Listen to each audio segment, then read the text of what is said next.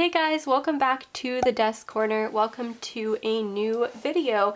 So in today's video, I'm going to be talking about kind of like the basics of charcoal pencils and how to use them if you're new to them or if you're a beginner with charcoal pencils.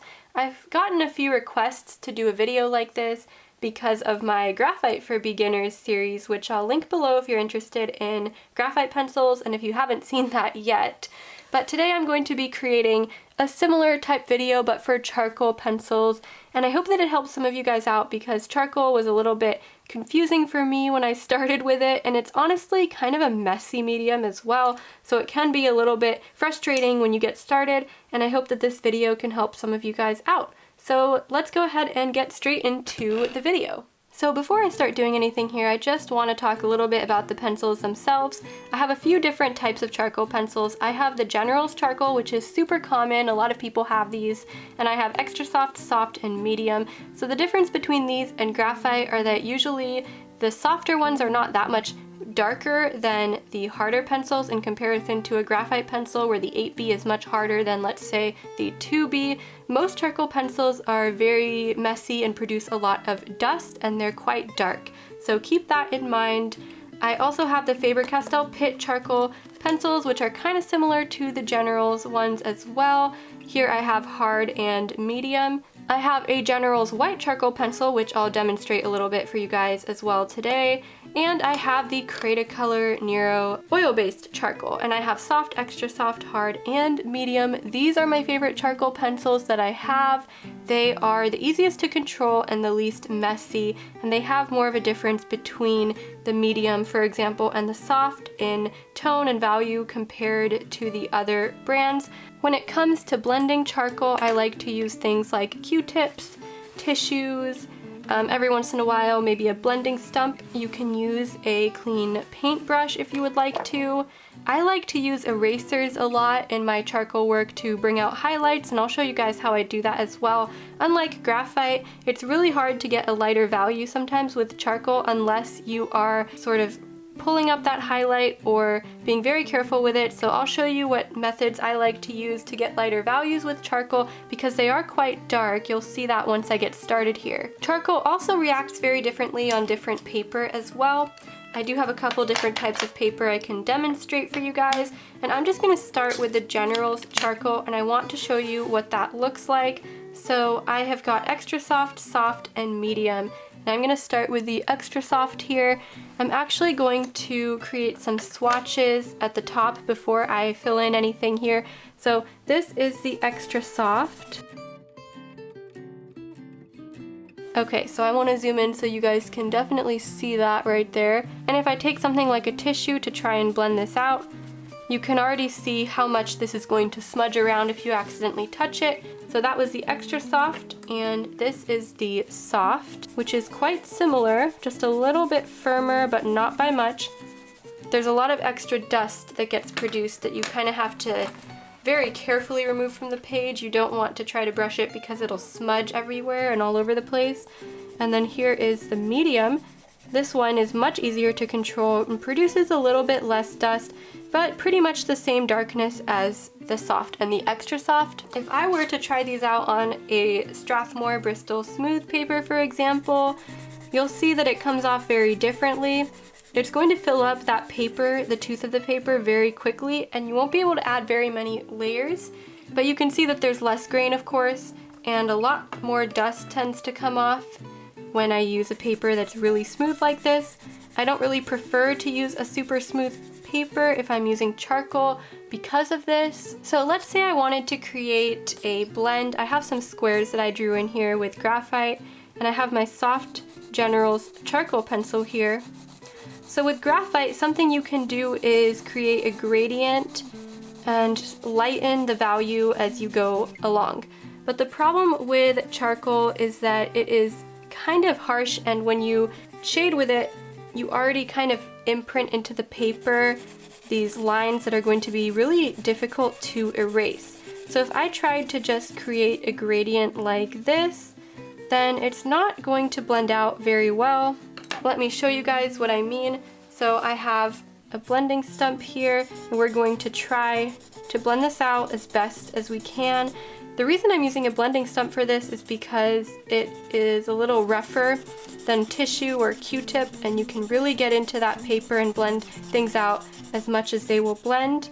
So let's say I'm trying to blend out using a blending stump like this. Obviously that's not a very smooth finish. So I'm going to show you guys what I would do instead. I'm still using the soft, which is a 4B, and I'm going to start by creating the darker area.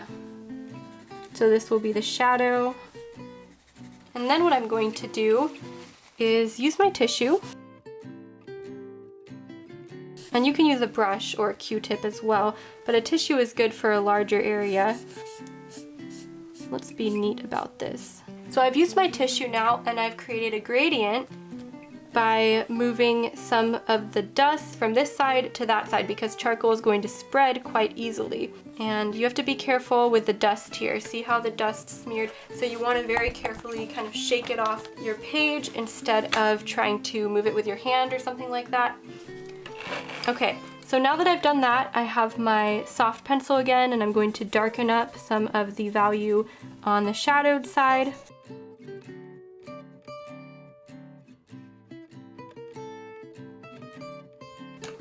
And then I can go in again with my tissue and blend out whatever needs to be blended out.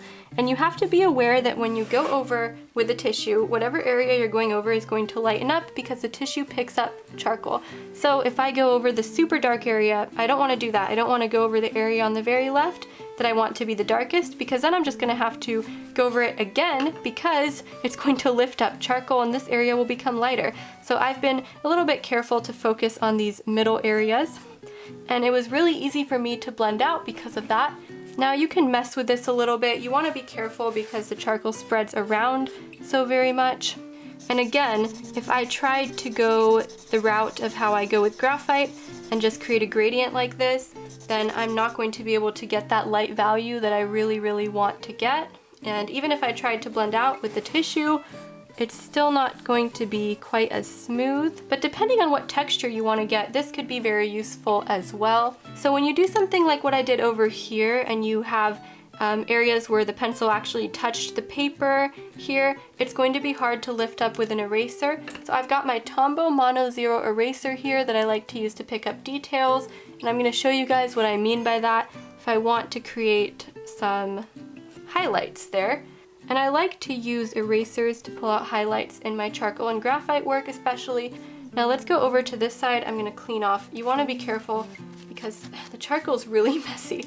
So I'm going to go over to this area, and look how much crisper of a highlight I can get now, because this is just charcoal powder and dust on this side. I never pressed the pencil down on the paper, so it's not going to stick as easily, and it's going to be much easier to erase. So if you don't like something, you can erase it, and it's going to be much easier. Now over here, it's a little bit harder to lift up, but you can see that it's still possible to lift up the charcoal even in the darkest areas if you want to add some fine detail in the end with an eraser. I guess this side should be darkened up a little bit. It's not really fair. It's not quite equal. So now I've flipped this paper around, and I'm going to show you guys another charcoal pencil that I have, and that is the Cretacolor, which are much different. And you've seen me talk about this if you've watched my other videos regularly, because I'm obsessed with them. These are oil-based charcoal pencils, and they're much easier to control, and they produce a lot less of the powder, so it's a lot less messy. Okay, so I've got, let me start with extra soft. You can see how much more controlled that is. And again, this is the softest one, so this is the extra soft.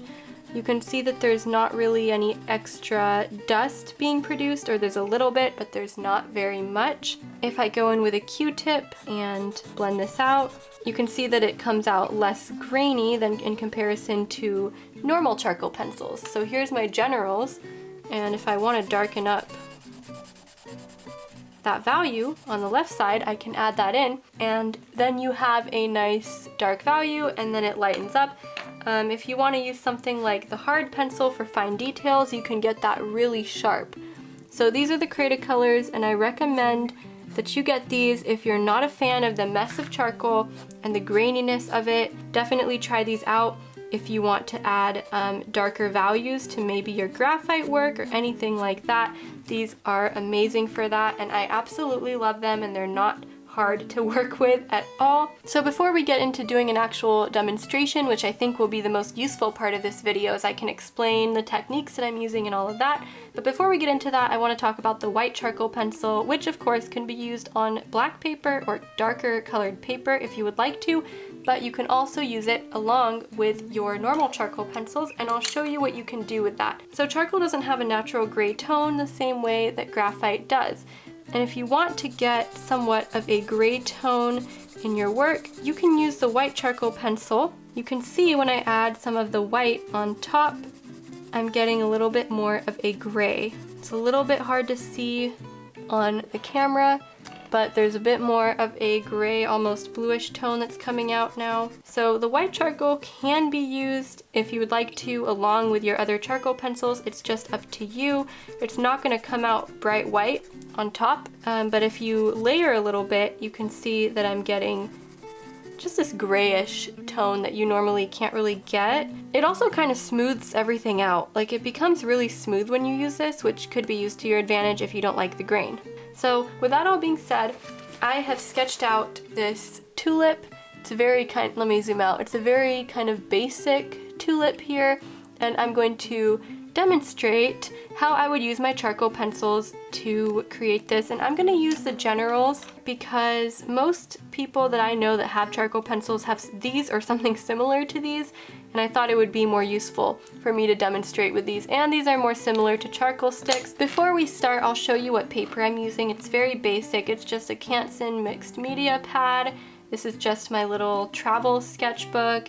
It is 138 pound, and it is kind of, you can feel that it's kind of textured, not overly textured, but there's enough texture there to be able to hold the charcoal. I'm going to start by using my kneaded eraser to lighten up my graphite sketch because graphite and charcoal don't always interact great together. Sometimes the graphite, the areas that have graphite on it, will shine through still if you have pressed too hard with your graphite pencil. Welcome to the voiceover now. So I'm starting off with my soft charcoal pencil. You can use extra soft or soft, and I'm just going to block in some shadows, and I kind of like to work from dark to light with charcoal. I think that it's really useful, and that's what I'm going to demonstrate for you guys today, is the way and the method that I like to use with charcoal pencils specifically. People probably use them in different ways regardless, but this is the way that I find works for me and is easiest for me, and I get the best results with. So I'm just starting off by blocking in some of those shadows, and I'm not going to press too hard, of course. I don't even really need my pencil to be overly sharp for this because it's quite fuzzy, and I'm just blocking in basic shapes at this point. We're going to blend them out, we're going to layer, so we don't need like an immense amount of detail. And when you're working with charcoal, it's important to remember not to add detail until closer to the end because it's likely that you're going to lose that detail. Charcoal smudges very easily, and when you're blending, you're probably going to lose any degree of detail that you added at the beginning, which is why I'm going to save it for later on. At this point, I'm going to start speeding this up a bit so that we can actually get through this in a timely manner, but I did want to show you guys in real time what I was doing just so you could see what type of pressure I was using and how long it really takes me to do this. Now that I've added in some shadowed areas, I'm going to go in with my Q-tip and just blend them out. You want to be careful here not to smudge it all over the place because obviously the Q-tip is going to pick up charcoal, and wherever you touch the Q-tip, some charcoal powder is going to come off. I'm using this to my advantage to create some mid-tones that look really nice and smooth just by using the Q-tip to gently smudge some of that charcoal powder from the darker areas into the white areas to create more of a mid-tone. So I'm going to show you guys a few different tools to blend. You can use a tissue, you can use a Q-tip, you can use a blending stump, and I'm kind of going to go back and forth between those in this drawing so that you can see. But really it's just a method of blending, layering, and blending again until you're happy with your results. I'm very, very careful with the tissue, by the way, since it's kind of bigger and I don't want to smudge things out too much. A Q-tip, it allows you to get a little more detail as well as a blending stump does. And by the way, when dust comes off, you want want to be careful to just shake it off your page, because if you let it sit there for too long, your hand might press into it and cause a lot of smudges on the paper, which you'll then have to keep erasing and fixing, and you'll probably end up with charcoal all over your hand. I know the speed is a little all over the place, but I was slowing down when I thought something important was happening and I wanted to slow it down and show you guys. But especially for this first petal, I'm slowing down a lot and explaining more because it's pretty repetitive. As I move on, I'm going to be using pretty much the same methods anyways. So with the next petal, again, I'm blocking in the shadows, not really worrying too much about any details. It's very fuzzy. But what I'm going to do here is I'm actually going to go in a moment with a blending stump. And I'm just going to use that to get rid of some of the grain of the paper, and also I'm going to use it to create my midtones just by lightly kind of bringing out some of that charcoal. And you can see that it just spreads around so easily and creates a gradient really easily, and charcoal just lends itself to this method, so it's just a nice easy way to get your whole range of values in very quickly, and it's something that you can't do with a lot of other media, so I really appreciate this about charcoal. As much as a messy medium can be annoying, sometimes it's really useful when you want to quickly fill in areas and create an underlayer for something. And then I'm going to go ahead and do the same thing with this other side of the petal as well. Now, something I'm doing for this petal is kind of bringing out those lines in a particular direction. So when I was shading and also when I'm blending out as well. And this will help as an underlayer for detail you're going to add later if you see that lines are going in a specific direction or that there's going to be some kind of detail or direction like that. So that's what I'm doing here, is making sure that my lines are going kind of in the same direction as the petal is going and what I see in the reference photo. And I'm able to kind of create that illusion of there being more detail than there actually is at this point, which of course we can add extra detail in later on, but that helps to create a base. I think that Q-tips are probably my favorite blending tool with charcoal and even with graphite. I think that they're nice because even though you're able to fill in larger areas, in a smaller drawing like this, of course, not a huge drawing, but even though you're able to fill in larger areas, you're also able to get in smaller areas where you don't want to mess up surrounding details or things like that. So I really do like using Q-tips to blend, but blending stumps have their place as well. You can get more like lines when you use a blending stump, and since they come to a point, you can get into those little nooks and crannies that you can't even get into with a Q-tip. And most drawing sets, like basic drawing sets, do come with a blending stump. If you don't have one already, it's super easy to find one at any kind of local craft store or anything like that. And they're just very useful, especially with something like charcoal. I think that's where I would mostly use a blending stump for something like that. Now keep in mind, when you use a blending stump and you're pressing hard, you're actually going to be pushing into the paper, so it is going to be harder for you to erase if you wanted to erase at some point, because you're already pressing all that charcoal hard into the paper. When you use something like a tissue to blend, it's a little bit lighter, you're probably not pressing quite as hard, and it's going to be easier to erase. So that's just something to keep in mind. You will see me go in with my Tombow Mono Zero eraser to pull out some details, which this eraser is amazing for that, and I love it so much. I think it's a must-have for any pencil artist because it works great with pretty much any pencils. I know I haven't been talking too much about the different grades or if you should use soft or extra soft or medium or hard or whatever, but honestly, I'm using soft and extra soft for most of these areas where I need a darker value and also where I need to fill in areas more quickly, and I like to keep my medium pencil a tad bit sharper. I don't sharpen my soft or extra soft very often because it's going to dull down pretty quickly, and they're a bit more crumbly than the harder grades. So the harder grades are going to be a bit firmer, and I can use those for more detailed areas or specific little like nooks and crannies. It's very useful for that. So really just get to know your pencils a little bit and use the softest ones to go over large areas, and that way you're not sharpening them all the time and wasting a lot of the charcoal. At this stage, you see that we have most of our values in. I've got a lot of my darks in and my lights in. I have a little bit of detail, not a huge amount of detail, The degree of detail for this drawing is not going to be very big either, because I am focusing a lot on just methods of using the charcoal to create all those realistic values and everything, so I didn't choose an overly detailed reference photo to go from, especially because it's actually kind of difficult to get a higher level of detail with charcoal. I often like to use it along with graphite or along with my other charcoal pencils that are able to get a higher degree of detail, the Cretacolors. But enough about the Cretacolors. Cretacolor is not going to sponsor me most likely, so moving on from that, I'm working on my last petal here, which has a bit of a fold on the top, and I'm just going to create a shadow underneath that fold without creating any harsh lines to depict where it is, since there's no harsh lines in realism anyways, of course. And then I'm using my blending stump to bring out those shadows again, as I've done before, and create a midtone from that. And honestly, I think this is just the easiest, fastest way to create a charcoal drawing. And of course, once you do that, you need to go in and redarken up some areas. Just a process of layering and blending at this point once you get the hang of things.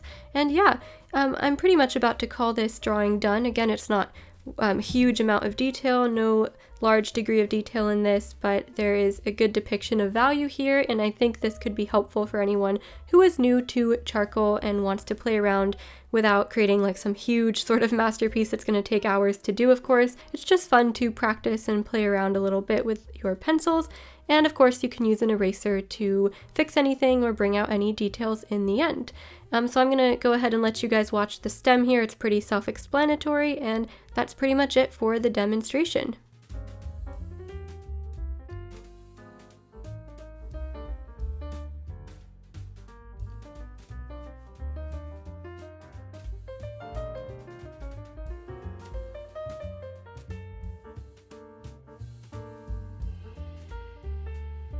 Okay, you guys, so there is the demonstration. It is a pretty basic demonstration, not a whole lot of detail or anything like that, but I hope that this helped you guys out a little bit. If you're new to charcoal pencils, let me know in the comments down below if it did, and if you enjoy using charcoal pencils, or if you haven't used them before, or however you feel about charcoal pencils as a medium. And I'll make some more videos about charcoal if you guys enjoy them, so let me know what you guys think about that. And again, thank you so much for watching, and I'll see you guys in the next video. Bye!